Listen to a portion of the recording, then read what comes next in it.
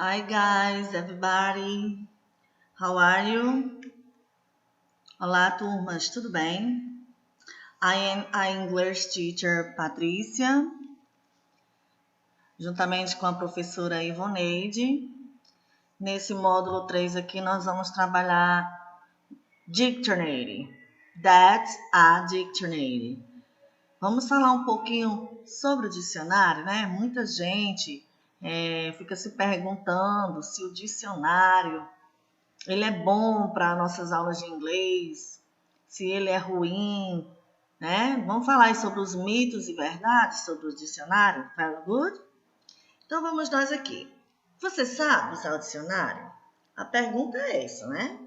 Muitas pessoas não sabem usar nenhum dicionário da sua língua nativa, que isso não é bom, né? Mas o de inglês, que são os dicionários bilíngue, nós vamos falar um pouco sobre isso também. Você sabe utilizar? Qual é a sua dificuldade? What is it difficult? Yes? Very good? Então vamos falar aqui um pouquinho sobre isso. That's okay? Os dicionários, eles são úteis, mas é muito importante que a gente saiba usá-los, né? Muita gente não sabe usar o dicionário. Mas o que é um dicionário? Né?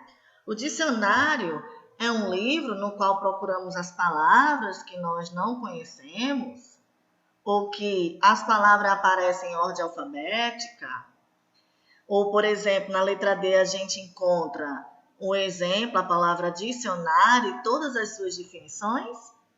Eis a questão, né, gente? Muita gente se pergunta por isso, né? Aí vamos aqui para o que é um dicionário bilíngue. É aquele, gente, dicionário que apresenta a definição da palavra, tá? Apresenta a palavra traduzida na outra língua, tá certo? Geralmente os dicionários bilíngues, ele vem inglês, português, português, inglês. Very good? Então, o dicionário bilíngue, ele tem duas partes. Inglês, português, português, inglês, tá? Então, o dicionário, ele trabalha o bilíngue, né? Exatamente, a definição, tá? Porque a gente sabe que no inglês, principalmente, uma palavra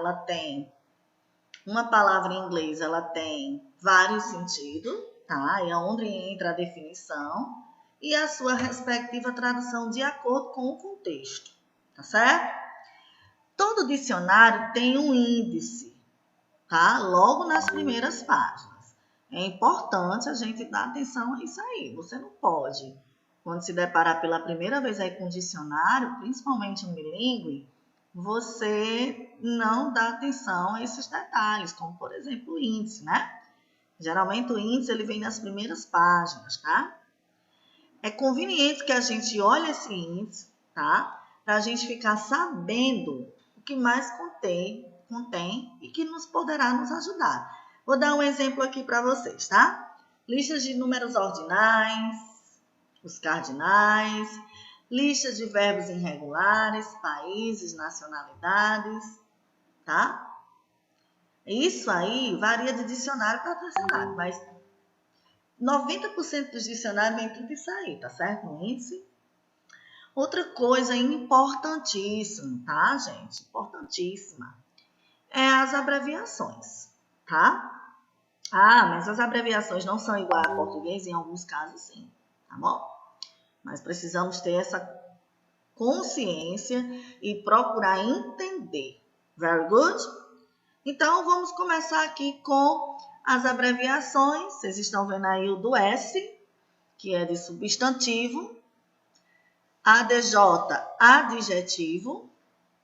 ADV, advérbio. E o verbo. Alguns dicionários vêm verbos transitivos, verbos intransitivos. Vai depender do modelo, da editora e como também, porque os dicionários eles são atualizados. As editoras, elas em 3 anos, em 2 anos, elas atualizam os seus respectivos dicionários. E aí, com essas atualizações, claramente a gente pode ver algumas mudanças para melhor, tá bom? As palavras e suas respectivas abreviações é muito importante porque serve, gente, para a gente classificar e identificar a que universo pertence aquela palavra, tá? Eu vou dar um exemplo aqui para vocês. Manga, né? Manga. A gente tem a manga de camisa e a manga fruta, tá? Quando vem a manga fruta, a gente já sabe que é botânica, né? No inglês, a palavra manga é mango e a abreviação na frente vem lá BOT, ok? Very good? E assim por diante. Tem dois sentidos, é preciso a gente ter muito cuidado. Aí vocês estão vendo aí manga de camisa, sleeve, ok? Dois sentidos, muito cuidado com isso aí. Também a gente precisa também, gente, estudar como usar o dicionário. E como é que eu aprendo a usar o dicionário, Patrícia? Praticando, gente, tá? Uma dica importantíssima que eu dou para os meus alunos é que eles sempre usam marca-texto no seu dicionário. Quando eu era aluna, eu fazia isso e dava super certo. Para quando eu fosse procurar ou estudar aquela palavra, com uma facilidade maior eu encontraria, certo?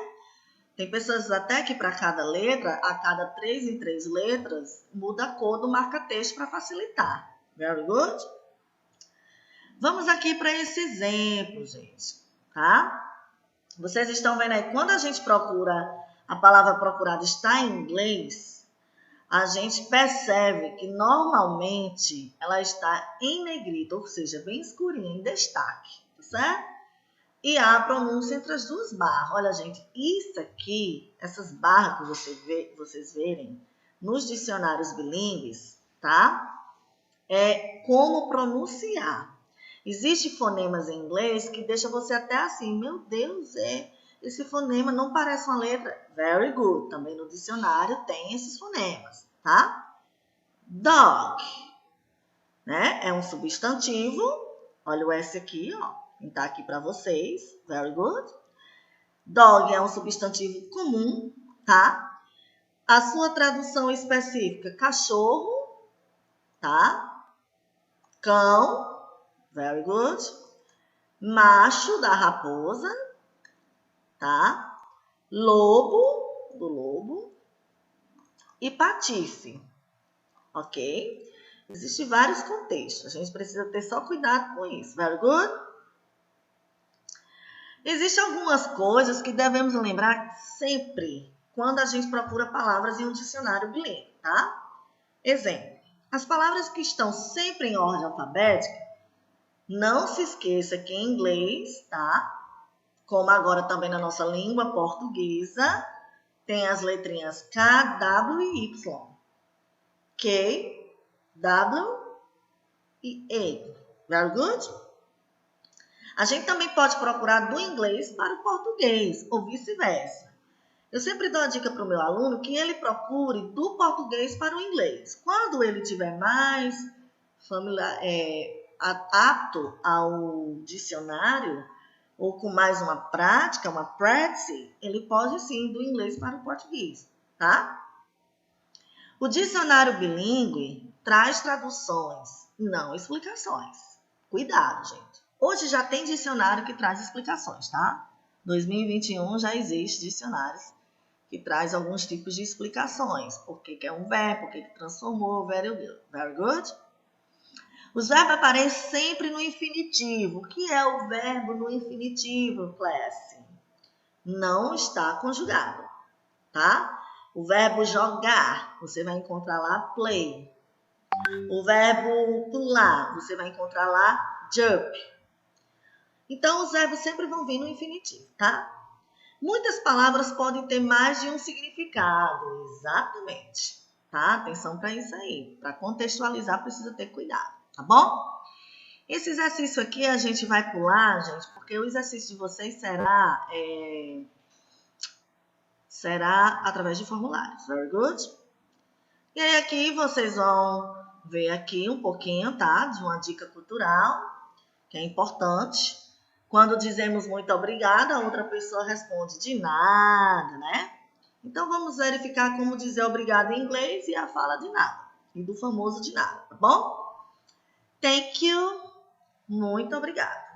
Thank you very much, muitíssimo obrigado.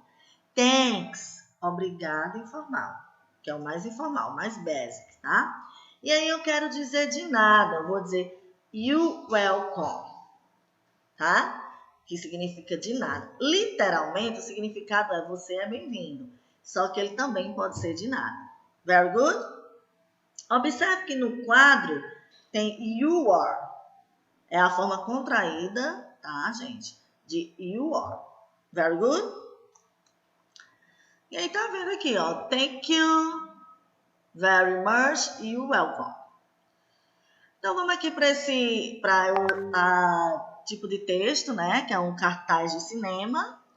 E aí vocês estão vendo a cinema poster, tá? Como vocês podem ver, aqui vocês estão vendo umas pequenas orientações que nós iremos iniciar aqui todas as partes e explicar com cautela para vocês. Very good?